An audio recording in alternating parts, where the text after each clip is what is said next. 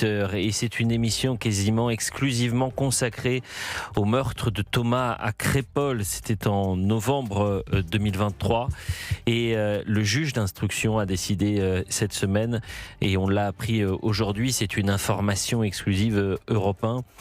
Le juge d'instruction a décidé de noter, de rappeler les circonstances, de retenir les circonstances aggravantes de racisme anti-blanc, racisme anti-français en bande organisée. C'est un tournant majeur dans cette affaire absolument dramatique. On est toujours avec Mathieu Hoc, avec Georges Fenech. Nous sommes également avec François Bousquet, qui est rédacteur en chef de la revue Éléments, auteur du livre Sale blanc, le racisme qu'on ne veut pas voir, aux éditions La Nouvelle Librairie. Et on va aller, puisqu'on est allé sur le terrain judiciaire, on a parlé également de cette omerta autour du racisme anti-blanc, omerta également et déni judiciaire, trop souvent oublié dans des affaires où des victimes disaient avoir été attaquées parce que blanches, parce que français. On va aller aussi sur le déni médiatique dans cette émission, parce que c'est très intéressant de voir à quel point il y a eu un système médiatique qui s'est mis en branle pour dire aux 14 témoins, aux millions de Français qui ont bien compris ce qui pouvait se passer dans ce dossier, tout en restant prudent parce qu'il y a une enquête qui est en cours. Mais quand vous avez 14 personnes qui vous disent « voilà ce que j'ai vu, voilà ce que j'ai entendu », et c'est pourquoi je considère que dans ce drame, il y a du racisme anti-blanc, anti-français, eh bien ces personnes-là, on a voulu en quelque sorte, c'est une métaphore, mais les bâillonner. C'est un revirement majeur qui est en train de se passer dans notre société, parce que je me rappelle de débats également entre Mathilde Panot et Marion Maréchal sur BFM, où Madame Mathilde Panot refusait de voir le réel, refusait de parler du racisme anti-blanc. Donc j'ai besoin également d'avoir l'avis des auditeurs d'Europe 1. Au 01 80 20 39 21. N'hésitez pas à nous appeler. On sera avec Martine dans un instant. On sera avec Pierre. Et si je ne m'abuse, je crois que Martine nous appelle de Crépol. Mais je ne veux pas dire de bêtises. Je vais demander en régie si c'est bel et bien le cas. Avant cela, quand je vous parle du traitement médiatique, on est le 27 novembre 2023. Je rappelle que Thomas est mort dans la nuit du 18 au 19 novembre, que pendant plusieurs jours, les médias ont refusé de voir le réel. Et puis ensuite, vous avez les médias dits mainstream, les grands médias, qui ont pris le dossier en main pour expliquer qu'il y avait une instrumentalisation de l'extrême droite et pour nous expliquer que c'était une rixe entre deux bandes. C'était une bagarre le soir d'un bal, d'accord ?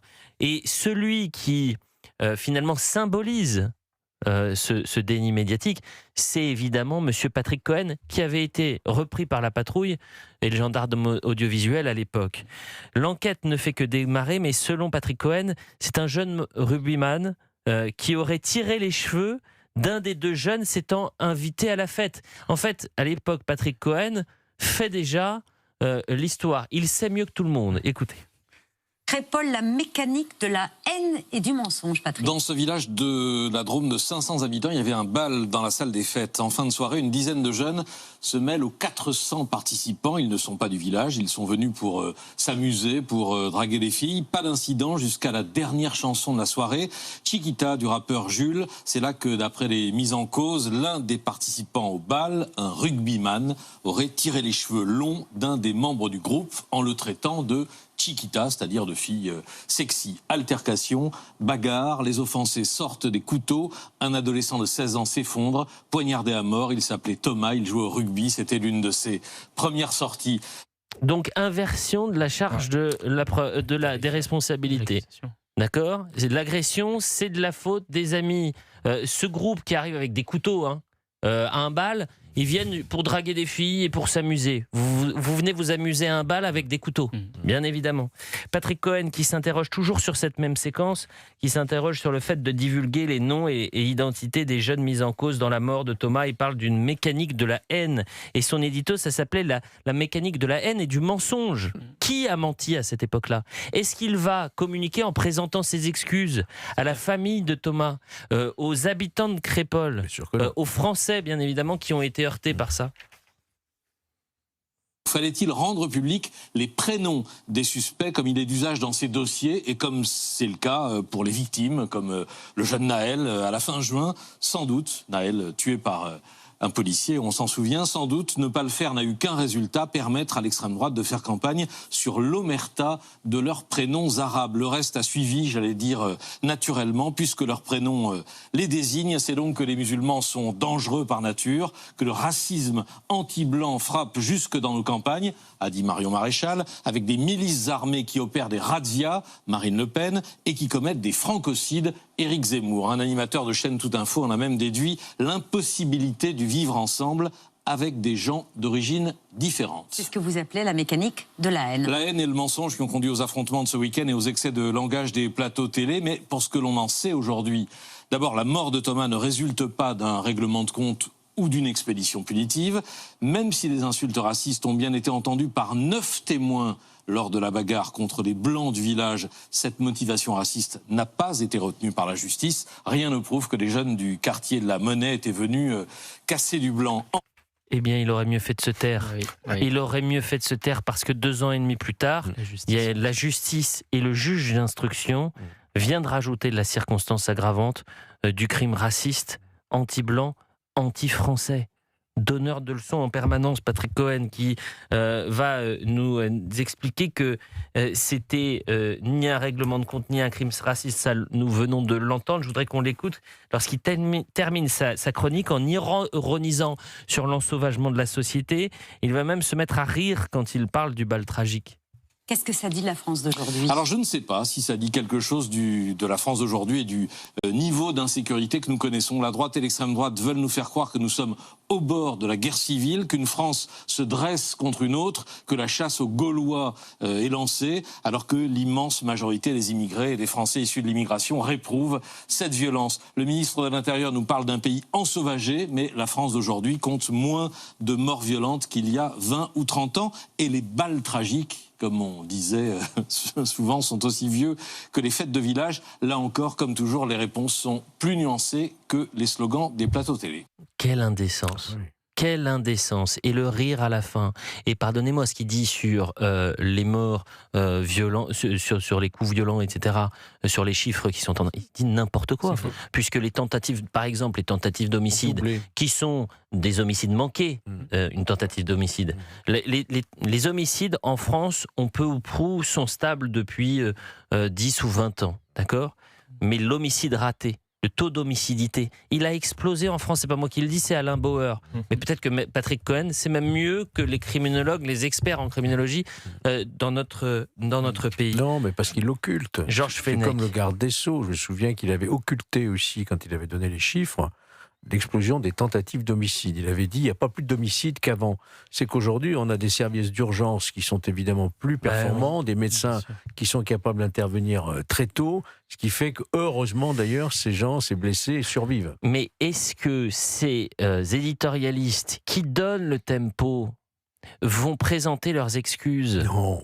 Donc, je vous propose aussi d'écouter cette passe d'armes sur BFM TV. À l'époque, on est en décembre 2023, entre Mathilde Panot et Marion Maréchal, sur le fond de l'affaire Crépol et sur le racisme anti-blanc. Comment ? Vous ne pouvez pas me dire oui ou non. Le racisme anti-blanc existe ou n'existe pas. Vous êtes obligé de me faire une thèse. D'accord ? Non, je vais vous expliquer, je vais vous répondre très clairement. Le racisme est un racisme qui est structurel, qu'on appelle systémique, avec un ensemble de discriminations qui s'appliquent à des personnes, soit selon leur couleur de peau, selon leur religion réelle ou supposée, leur orientation. Bon, voilà. Eh bien, donc ça n'existe pas. Le racisme. Marion Maréchal, s'il vous plaît. Mais oui. On a du temps pour discuter. Donc. Mais je sais quelle va être la conclusion, mais allez-y. Ah oui, laissez-la parler. Eh bien, exactement. Je vous dis, il y a des discriminations, il y a des appels à la haine qui peuvent exister et qui sont tout à fait condamnables, mais ça ne s'appelle pas du racisme anti-blanc, qui, je le rappelle, est une invention de l'extrême droite. Ah oui, d'accord. Et donc, en Moselle, le 9 décembre dernier... Édouard Philippe aussi, dans les colonnes du Journal du Dimanche, la semaine dernière, a repris... Donc, quand en Moselle, le 9 décembre dernier, il y a un homme qui se fait planter de 9 coups de couteau au cri de sale blanc et de sale gouère, c'est pas du racisme anti-blanc? Alors, je peux vous redonner des chiffres? Vous aimez les chiffres? Je vais vous donner J'aime beaucoup les chiffres. Je sais que votre maman est prof de maths et vous devez être doué là-dedans, mais ça m'intéresse. Allez-y, dites-moi. Alors non, ça ne s'appelle pas du racisme anti-blanc. Ça s'appelle sale blanc, sale gouère avec 9 coups de couteau. Ça s'appelle des appels à la haine, des actes de haine. Ça s'appelle de la xénophobie. Tout le monde.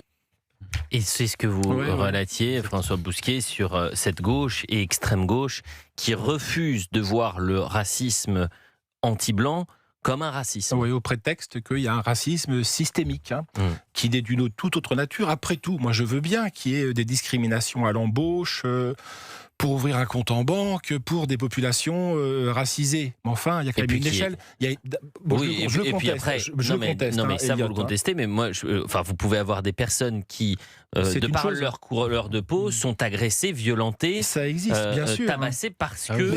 Mais c'est pas sur cette base-là qu'on définit le racisme systémique. Le racisme systémique, il le définit, voilà. J'ai compris. La remarque que je fais, c'est qu'il y a quand même une échelle de la violence raciste ou raciale, me semble-t-il, entre des micro-agressions qu'il faut condamner, la question n'est pas là, et des meurtres qui sont des macro-agressions.